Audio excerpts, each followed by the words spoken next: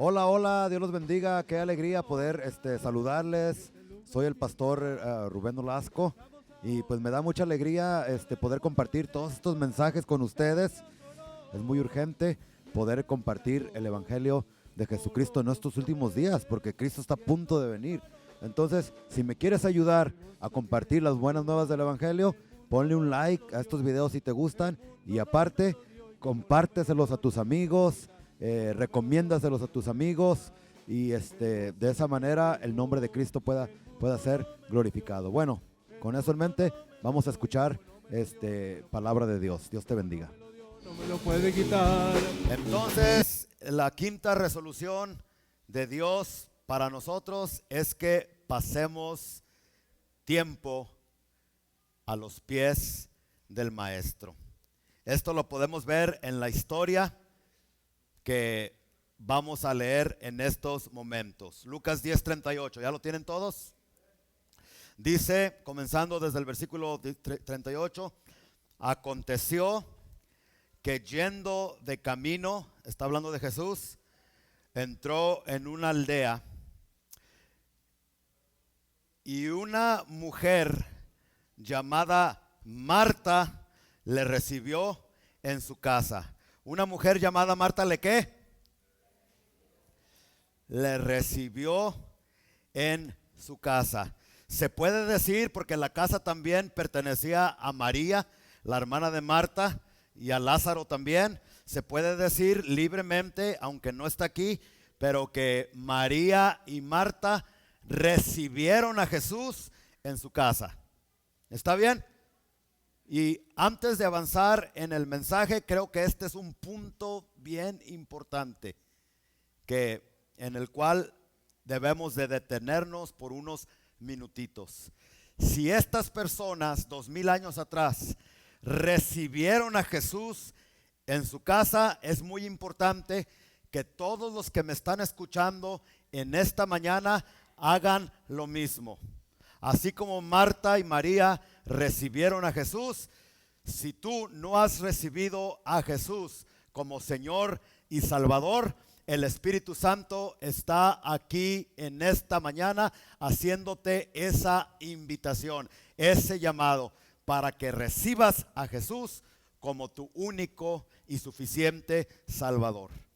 ¿Por qué es tan importante?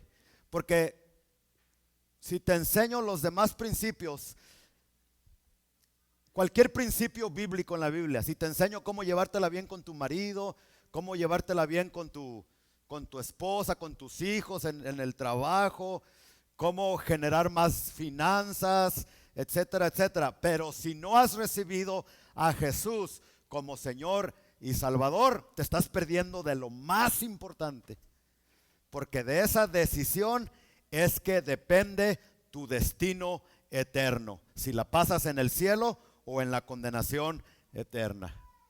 Entonces, si alguno que me está escuchando, por favor, esta palabra es para ti, no has recibido a Jesús como Señor y Salvador, antes de que yo prosiga, hazlo, haz esa decisión.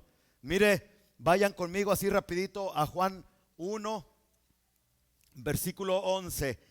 Y póngale una marca a Lucas porque vamos a regresar, pero quiero que juntos veamos lo que dice Jesús acerca de recibirle. Acuérdate que esto no se trata de una religión solamente, sino de recibir a Cristo en tu corazón, recibirlo como Señor.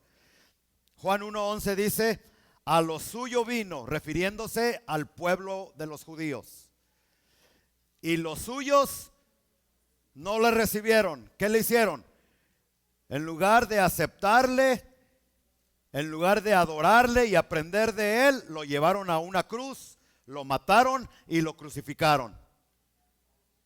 Pero gracias a ese rechazo de los judíos, la puerta se abre a todo aquel que quiera recibir a Jesús. Mira el versículo 12.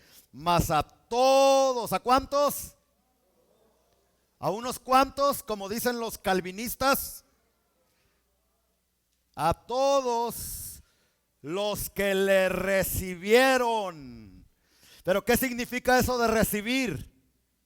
Como Marta y María recibieron a Jesús en su casa, Bueno, el versículo nos lo sigue explicando. Mas a todos los que le recibieron, a los que creen en su nombre, dice, les dio potestad de ser hechos hijos de Dios. A los que le reciben, Dios les da la autoridad, la habilidad para ser llamados hijos de Dios. Si tú no has recibido a Jesús como Señor y Salvador de tu vida, escúchame, tú todavía no eres hijo de Dios, porque no le has recibido. Por eso la importancia de esta invitación esta mañana.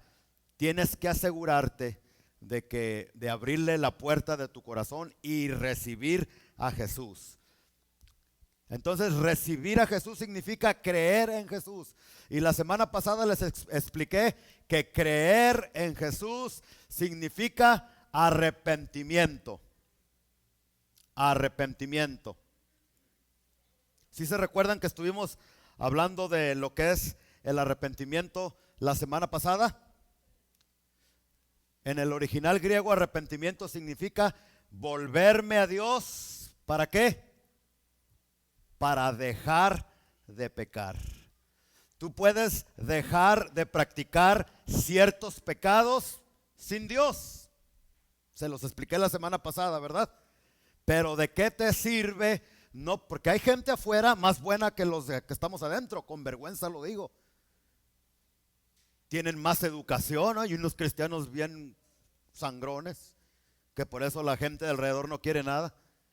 Hay padres allá afuera que tienen a sus hijos más educaditos que los nuestros, y con vergüenza lo digo.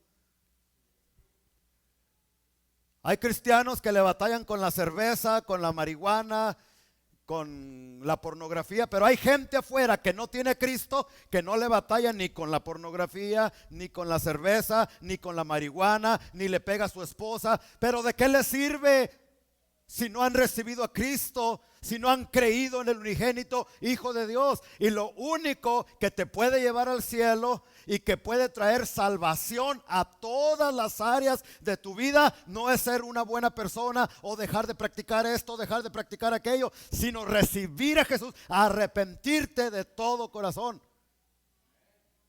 Y otra cosa que tenemos que aprender del arrepentimiento es que el arrepentimiento es un don de Dios que se le da a los que Él quiere, y cuando Él quiere y como Él quiere, porque Él es el Rey de Reyes y Señor de Señores. Por eso la Biblia nos dice una y otra vez, Hebreos, parece que es Hebreos 3, no me recuerdo el versículo, que dice, si escuchas hoy su voz, la voz del Espíritu Santo que te está llamando al arrepentimiento, no endurezcas tu corazón, porque quizás mañana, ¿quién te garantiza que vas a escuchar la misma invitación de parte de Dios?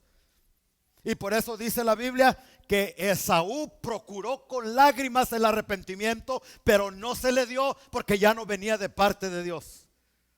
Entonces, si tú estás escuchando, no te hagas el tontito, la tontita, con cariño se los digo, que no es para mí, es para el que está al lado, no es para el que está al lado. El Espíritu Santo te trajo porque esta palabra es directamente para ti y no para el que no vino. Entonces no digas que se arrepienta aquel, que se arrepiente. No, el llamado de Dios es para que tú te arrepientas de tus pecados y de esa manera recibas a Jesús y el milagro del nuevo nacimiento se dé en lo más profundo de tu corazón. ¿Cuántos dicen amén a eso? Entonces, recibir a Jesús significa arrepentirme de todos mis pecados. Arrepentimiento. Y quizás alguien pudiera decir, ¿yo de qué me arrepiento, pastor? Yo no he hecho esto, yo no he hecho aquello, yo no. Ni comiences, por favor, ya te lo he explicado como 1000 veces. Entonces te crees más santo que Adán y Eva, ¿verdad? Porque Adán y Eva nomás se comieron una frutita y nomás por una frutita fueron expulsados de la presencia de Dios. Y tú no te has comido una frutita, tú te has comido muchas frutitas. No te hagas cara de que yo no fui. Que yo se lo juro, pastor, que yo no fui. No ande jurando, pero ¿cómo que no? Entonces, si vienes a Cristo, no hay que hacernos la santa palomita o la cara de Juan Diego. No, Todos somos culpables. Romanos 3:23 dice que todos hemos pecado. Todos hemos sido expulsados de la presencia de Dios. Y para regresar a Cristo y a la salvación es necesario el arrepentimiento. Bueno, quería tomarme ese tiempo para explicarles porque pienso que es bien importante. Entonces, si hubiera alguna persona aquí que no ha recibido a Jesús, este es el día que el Señor hizo para que tú fueras salvo y te arrepintieras. Regresamos entonces a nuestra historia de Lucas 10:38. ¿Sí estamos de regreso ahí? Aconteció entonces, versículo 38, que yendo de camino entró en una aldea y una mujer llamada Marta le recibió en su casa. Espero que tú ya le hayas recibido en tu corazón. ¿Y cómo le recibo? Arrepintiéndome de todos mis pecados. ¿Cuántos de aquí ya recibieron a Jesús en su corazón? ¿Y por qué todavía le pegas a tu esposa? ¿Y por qué todavía te andas viendo pornografía? Recibir es arrepentimiento, y arrepentimiento no es nomás me arrepiento de mis pecados, no, es regresar a la casa y tirar todas las revistas de pornografía. Ya no son revistas, no. Es dejar de pecar. Entonces, vamos a ver si de veras hemos nacido de nuevo, si de veras le hemos recibido, porque hay evidencias. Vamos a ver algunas evidencias de lo que es un verdadero arrepentimiento. Y la primera evidencia la vemos en el versículo 39, Lucas 10:39. ¿Están todos ahí conmigo? ¿Cuál es la primera evidencia de que una persona de veras ha recibido a Jesús como Señor y Salvador? Escuche, si tú de veras has nacido de nuevo, si has recibido a Jesús, vas a tener un deseo ardiente de pasar tiempo en la presencia de Jesús. Como decía este canto que estábamos cantando, tengo hambre de ti, o sea, tengo deseos de ti. Y en esta vida no deseo otra cosa más que tu presencia. Eso viene cuando una persona de veras acepta a Jesús en su corazón, se arrepiente. Mira el versículo 39. Esto fue lo que le pasó a María. Esta tenía una hermana que se llamaba María, y fíjese la evidencia de que tenía una relación cercana e íntima con Cristo. Dice, la cual sentándose a los pies de ¿quién? De Buda, de Mahoma, a los pies de Jesús, dice, oía su palabra.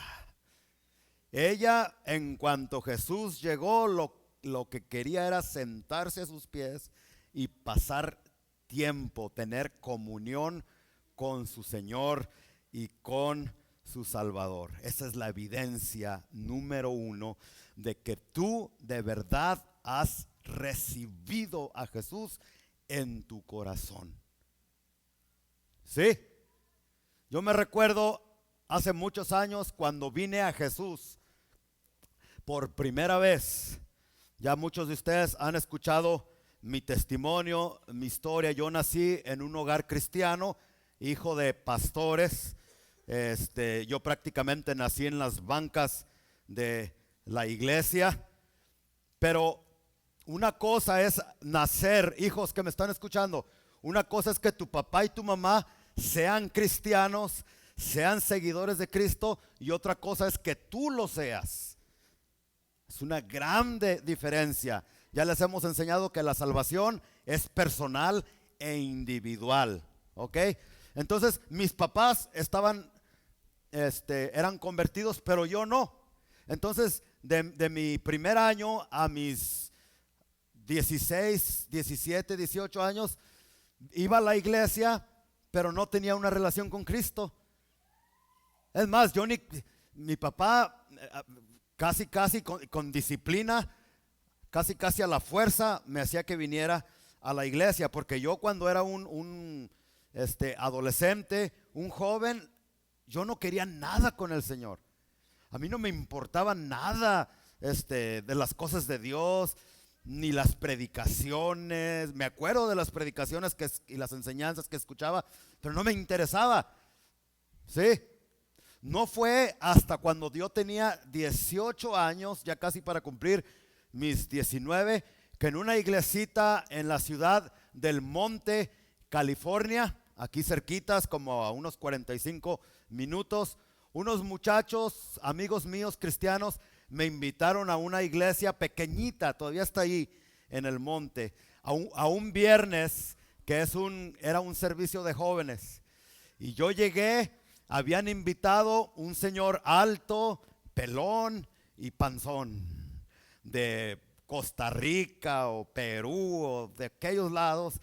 Lo trajeron a predicar, estuvo predicando, y después de que se terminó la predicación, cuando hicieron la invitación a ver cuántos querían recibir a Jesús, yo fui uno de los que levantó la mano y pasé adelante para tener un encuentro verdadero con Jesucristo. ¿Cómo fue mi experiencia? Aquí a veces cometemos errores nosotros. Queremos experimentar lo mismo que experimentan otros cuando tienen un encuentro con Cristo. Y acuérdate que tú eres único, y de la manera que Dios trata conmigo no va a ser de la manera que va a tratar contigo.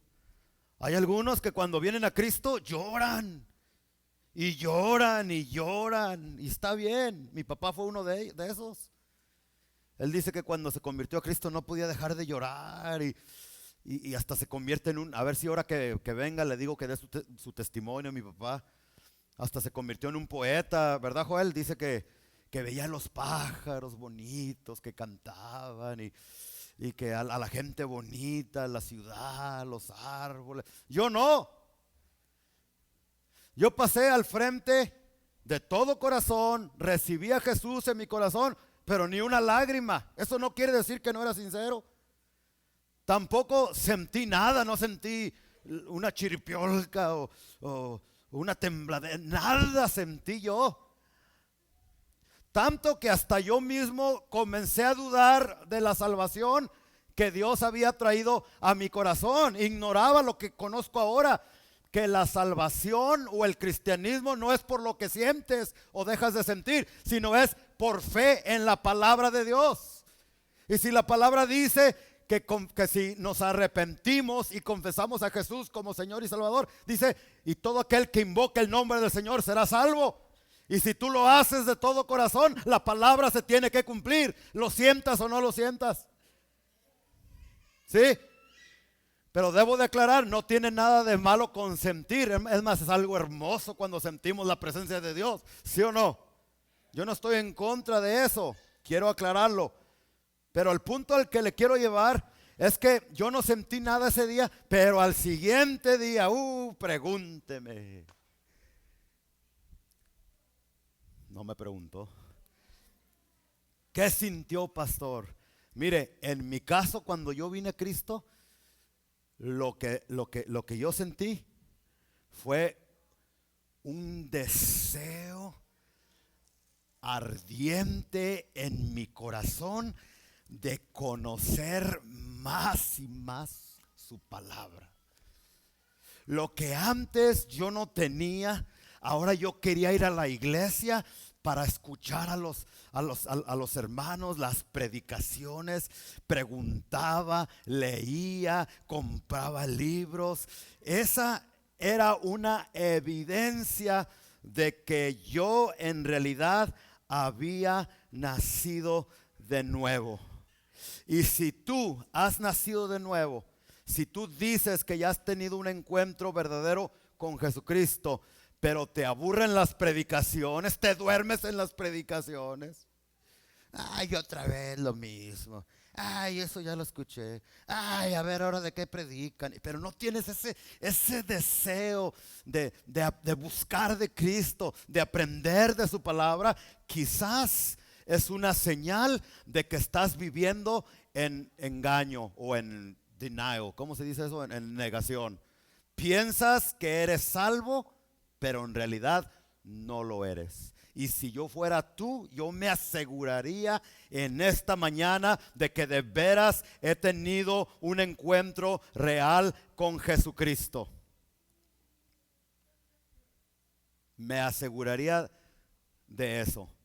Porque imagínate que tú piensas que de veras eres salvo y viene el rapto de la iglesia y te quedas. Qué tremendo, ¿no? Entonces, esa es la primera señal de una persona que de veras ha tenido un encuentro verdadero con Jesucristo. Hambre y sed. ¿Cuál es la segunda evidencia de que una persona ha tenido un verdadero encuentro con Cristo? No está aquí, pero se lo voy a dar de ¿cómo se dice? De bono extra, nomás porque me caen bien. ¿Sí?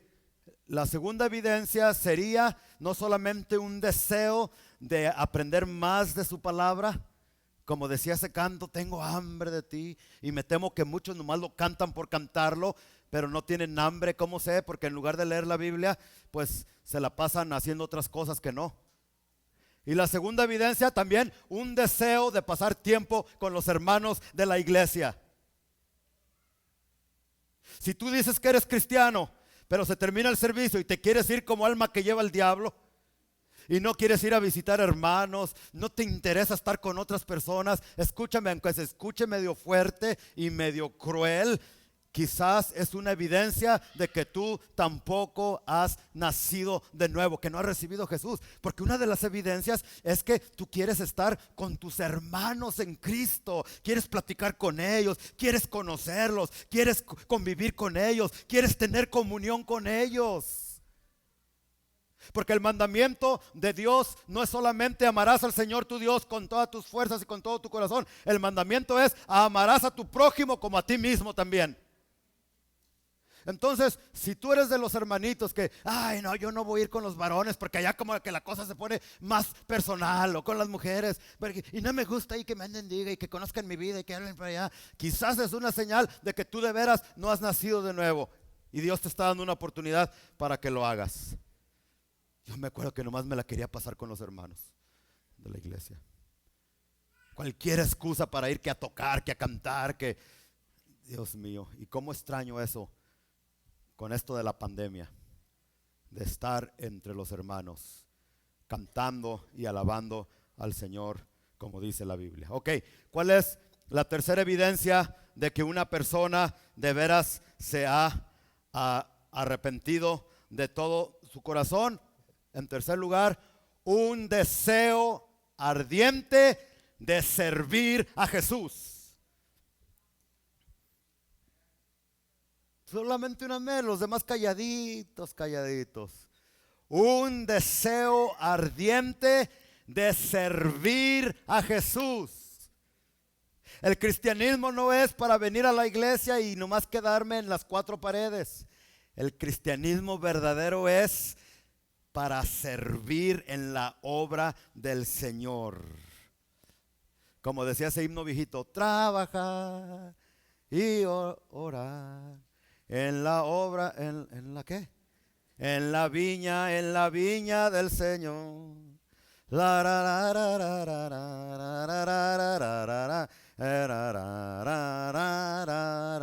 ¿Cuántos se acuerdan de ese canto? Oye, algunos, bueno. ¿En dónde vemos esa tercera evidencia de que si una persona de veras se ha arrepentido va a querer servir al Señor arduamente? El versículo 40. Pero Marta, escuche,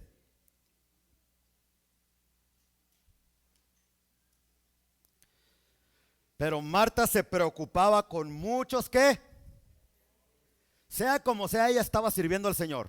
¿Estamos o no estamos? Y acercándose dijo, Señor, ¿no te da cuidado que mi hermana me deje servir sola? Dile pues que me ayude. Entonces encontramos aquí a Marta sirviendo, trabajando, preocupada o lo como usted quiera, pero estaba trabajando para el Señor. Esa es una evidencia de que Marta había de veras recibido a Jesús, no solamente en su casa, sino que también en su corazón.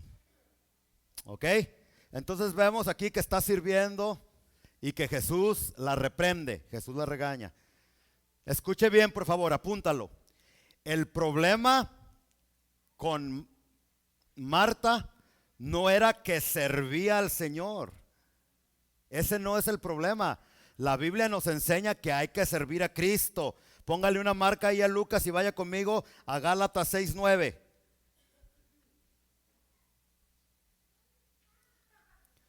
Dice, no nos cansemos pues de hacer el bien, o sea, de trabajar para Cristo, porque a su tiempo segaremos si no desmayamos. Si tú estás trabajando para Cristo, barriendo, evangelizando, lo que estés cantando, lo que estés haciendo, dice este versículo, no te canses, o sea, no te desanimes de servir a Cristo, porque a su tiempo vas a cegar si no desmayas. Pero si desmayas, ya no quiero, ya no puedo, pues no vas a recibir nada. Pero estamos viendo que el servicio no es malo, ¿verdad? Vaya conmigo a Romanos 12:11. Apenas algunos encontraron esta, ¿verdad? Tienen que aprender a manejar bien su pistola. Romanos 12:11 dice, en lo que requiere diligencia, no perezosos. ¿Sí está viendo que el servir a Cristo no es malo? Porque muchos confunden aquí con lo de Marta. Que no, Marta estaba sirviendo y yo por eso no sirvo. Yo por eso nomás a los pies de Cristo. No, Señor. Fíjate, en lo que requiere diligencia, no perezosos, sino fervientes en espíritu. O sea, con ánimo, porque estamos sirviendo no al hombre, sino a Cristo, al Rey de Reyes. Dice, fervientes en espíritu, sirviendo al Señor. Y con gozo en el corazón, dice el versículo 12 también. Y le pudiera dar más versículos acerca de el servicio a Dios, pero creo que ya ustedes captaron el punto, ¿no? Sí, entonces regresamos otra vez a Lucas 10:40 y vemos a Marta que estaba trabajando para el Señor. Entonces el problema no es que estaba sirviendo a Jesús. Apunta esto, por favor. El problema era que sus prioridades estaban fuera de orden. Estaba sirviendo a Jesús cuando debería de estar sentada a los pies del Señor. Sus prioridades estaban fuera de órbita. Estaba tan ocupada que se le olvidó que Jesús estaba allí y que no era tiempo de andar haciendo qué hacer, sino de servir a Cristo. Hay ocasiones dentro de la iglesia que hay personas que se la pasan trabaje y trabaje, que ni tiempo tienen para hincarse, para levantarse sus manos, cerrar sus ojos y adorar a Cristo, porque están en friega para allá y para acá y haciendo aquí y haciendo allá. Eso es ser como Marta. El problema no es servir, el problema son las prioridades. Hay cristianos en esta vida que se la pasan en juntas, en servicios, en eventos, en actividades, que vendiendo pupusas, que haciendo tacos, que vendiendo para allá, que yendo que los niños de Tijuana que no tienen dinero y que los homeless de acá y que ocupados por un lado y por otro lado, que se olvidan de que el privilegio principal de un cristiano es estar a los pies del Señor. Apocalipsis capítulo 2 del versículo 1 al 4 nos dice eso. Abra su Biblia en Apocalipsis 2, que dice, yo conozco tus obras y tu arduo trabajo, o sea, que trabajas para el Señor. pero tengo algo contra ti. Como Marta, que estaba tan afanada con sus quehaceres que ni siquiera tiempo tenía para ir a los pies de Jesús y atenderlo como persona. Y acá Jesús les da la misma, si se puede decir, regaño. Si ya tienen Apocalipsis 2. Conozco que has trabajado arduamente. Conozco que te has esforzado para Cristo y que has detectado a los falsos profetas, a los falsos maestros. Pero tengo algo contra ti, que has dejado tu primer amor. Te has olvidado de que la prioridad número uno en la vida de cualquier cristiano no es el quehacer y el servicio al Señor, aunque no tiene nada de malo, ya lo vimos. Pero nuestra prioridad o resolución que Dios quiere para nosotros en este año nuevo es que aprendamos a pasar tiempo a los pies del Señor Jesús. Hay otros que están al revés. Oran y oran y buscan a Dios todo el día, pero no hacen nada. Y eso también es otro extremo peligroso. Yo he conocido mujeres que todo el día se la pasan en el closet orando, intercediendo, leyendo la Biblia, pero cuando llega el esposo no tiene comida, la casa está un asco que no ni siquiera puedes caminar por la sala porque hay un cochinero, los niños todos desarreglados. Mujer, ¿qué pasó? Me la pasé 8 horas trabajando, ¿y por qué no hiciste nada? Cállate, marido. Es que me la pasé las 8 horas buscando la presencia del Señor. Y por eso no tuve, como un muchacho allá en Guadalajara, no sé si te acuerdas, Joel, que se convirtió a Cristo y que su mamá le dijo, lo levantaba los lunes en la mañana, ándale a trabajar. No, todo eso es del mundo y todo se va a acabar. Aquí lo importante es buscar de Dios. Déjame, mamá. ¿Sí te acuerdas, Joel? No me acuerdo quién era, pero era un muchacho joven que le hacía falta doctrina, ¿no?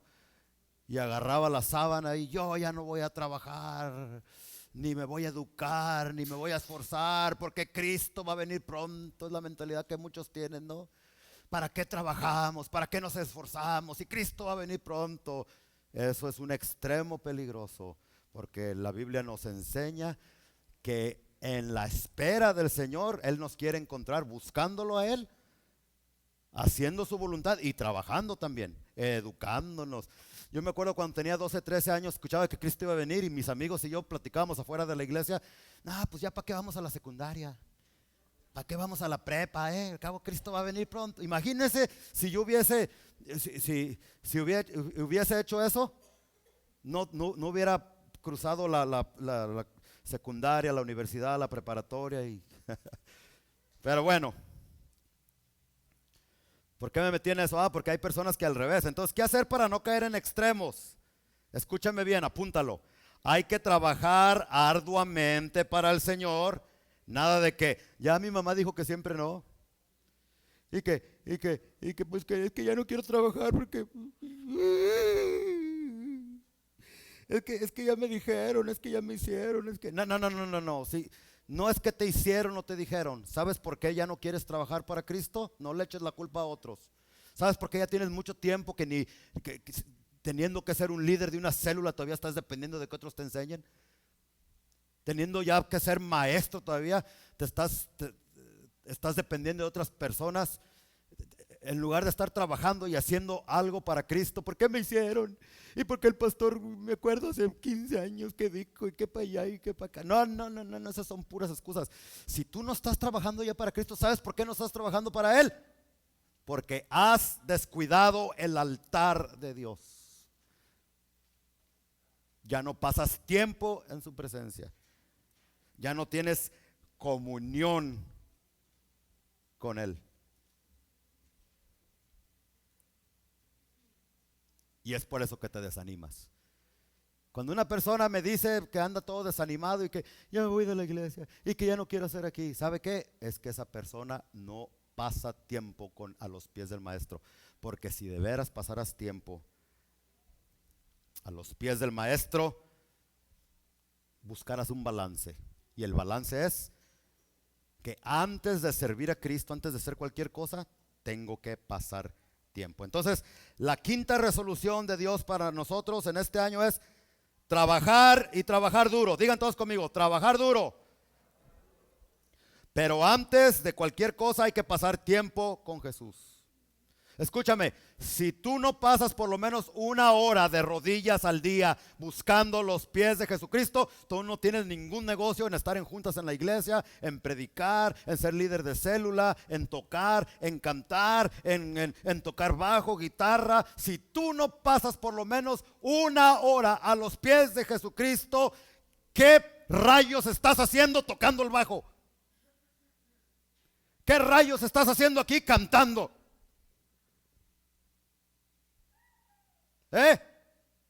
Y por eso es que vienen las frustraciones, porque trabajamos y hacemos aquí tanto que se nos olvida de pasar tiempo a los pies de Jesucristo. Ni un amén. Entonces, a trabajar duro, pero antes de hacerlo hay que pasar tiempo. Si no, nos va a pasar lo que Marta, nos vamos a frustrar, nos vamos a amargar la vida y nos vamos a afanar y a preocupar. Eso era el problema, no que estaba sirviendo, sino que no pasaba tiempo a los pies de Jesús, y por eso estaba toda afanada, toda amargada, toda enojada con Marta. Y es la razón por qué mucha gente que trabaja y se desanima por lo mismo, se enoja, es porque descuidaron el altar de la oración. Por eso en el versículo 41, Lucas 10:41, Jesús le dice: Marta, todos digan conmigo, Marta, Marta, afanada y turbada estás con muchas cosas. Pero fíjese la última parte, versículo 42, pero solo una cosa, todos digan conmigo, solo una cosa. Solo una cosa es necesaria, y María ha escogido la mejor parte en el original, la cual no le será quitada. Una cosa es necesaria. Ok, voy a hacer una serie de preguntas para entender este texto, ok. ¿Es necesario evangelizar, sí o no? ¿Sí es necesario evangelizar? Porque Cristo nos lo mandó, ¿no? ¿Es necesario servir en la iglesia a Cristo, sí o no? Ok, ahí vamos. ¿Es necesario, si eres parte del liderazgo, venir a tener juntas en la iglesia? Sí, claro, pues hay que organizarnos, administrarnos. ¿Es necesario organizarnos para servir mejor a Cristo? Sí, todas esas cosas son necesarias. Entonces, si todo lo que te acabo de decir es necesario, ¿por qué Jesús dice solo una cosa es necesaria? ¿Por qué?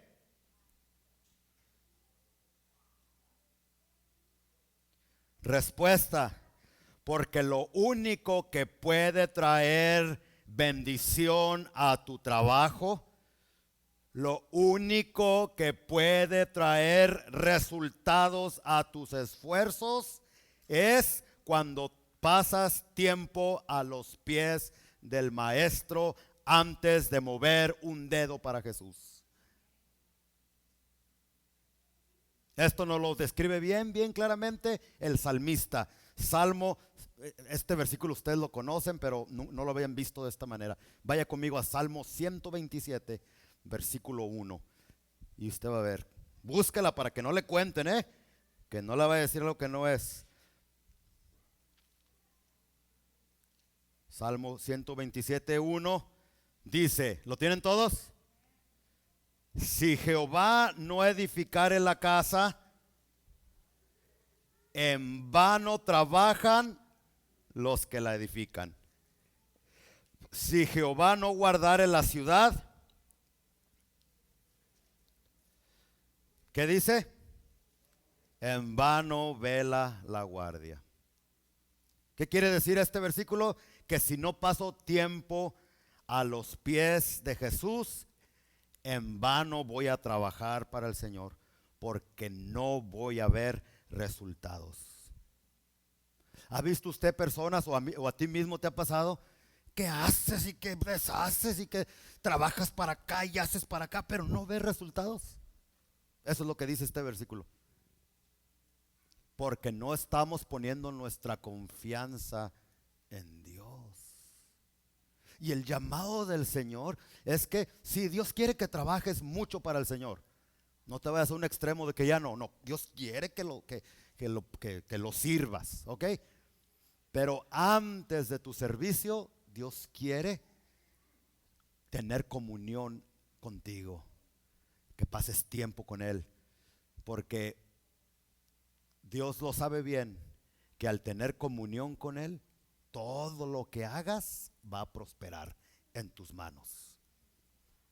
Y que tengo que hacer un negocio aquí, y que vender aquí, y que hacer, está bien, no te condenes, está bien, pero asegúrate, antes de tu negocio, antes de tu trabajo, antes de tus estudios, primero tómate 30 minutos, 40 minutos, 1 hora en tus rodillas, buscando la voluntad perfecta de Dios para tu vida en ese día. Y yo te prometo, los que son comerciantes y venden, vas a vender todo ese día, no en 8 horas, sino en 1 hora, porque pasaste tiempo de rodillas ante el maestro. Digan amén si me están entendiendo.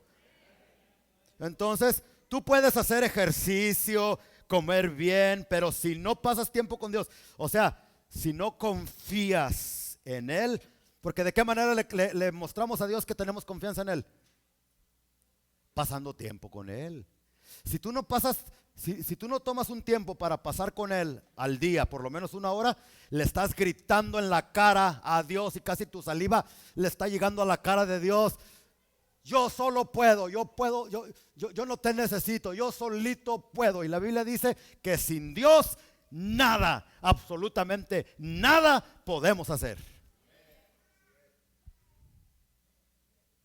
Si tú eres de los que ya me puse mis vacunas, ya me pongo mi máscara, yo no estoy en contra de eso, nada, no me malentienda, ¿verdad? Pero si tú estás poniendo tu confianza en una vacuna o en una mascarilla o en lavarte las manos o en guardar el distanciamiento de las personas, si tu confianza está en esas cosas y no en Dios, te vas a morir.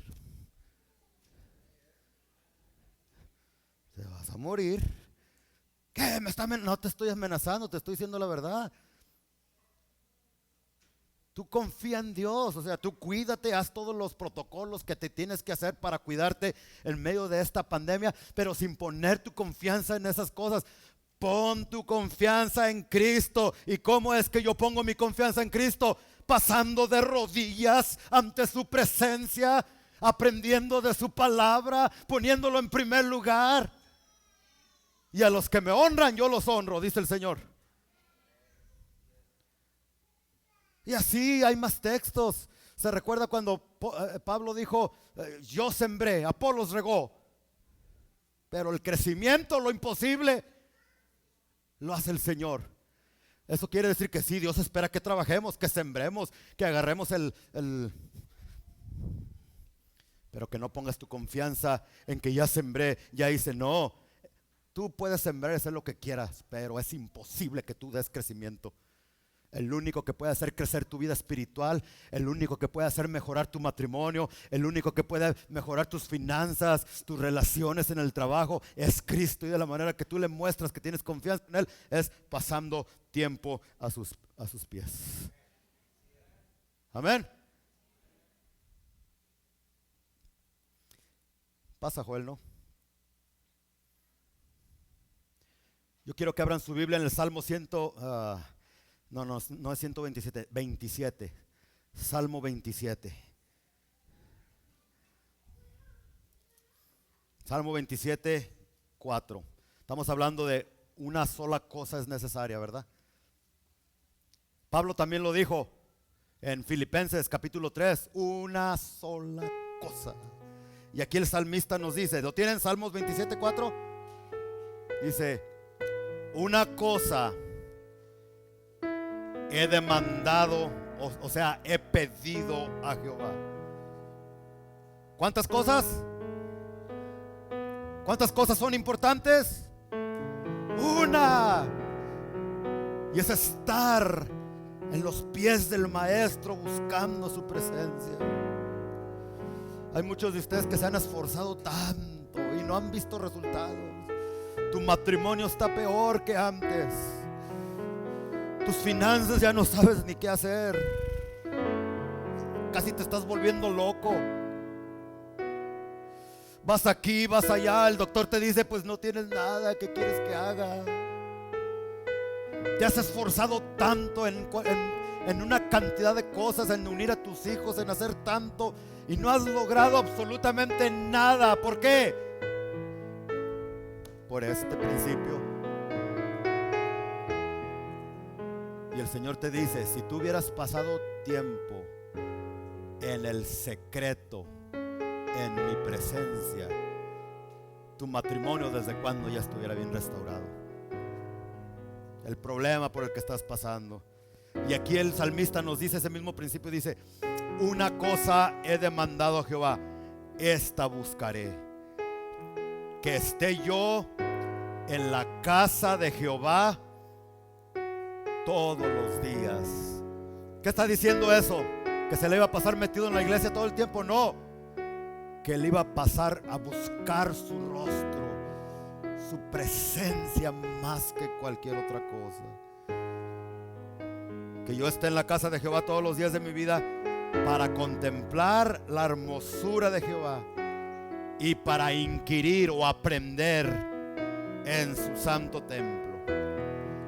Ya después te da los beneficios, porque Él me esconderá en su tabernáculo en el día del mal. Me ocultará en su reservado en lo reservado de su morada. Sobre una roca me pondrá en alto. Luego levantará mi cabeza sobre mis enemigos, los demonios, los problemas, las vergüenzas, las enfermedades. Pero esto no es para todos. Es para los que de veras buscan su refugio, no en el gobierno de los Estados Unidos ni en el presidente, sino en Cristo, de rodillas buscando su presencia.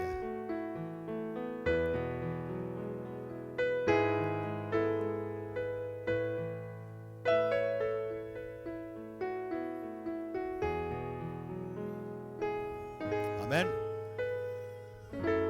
Yo quiero que practiquemos eso antes de irnos. Que ahí donde estás o aquí enfrente te hinques.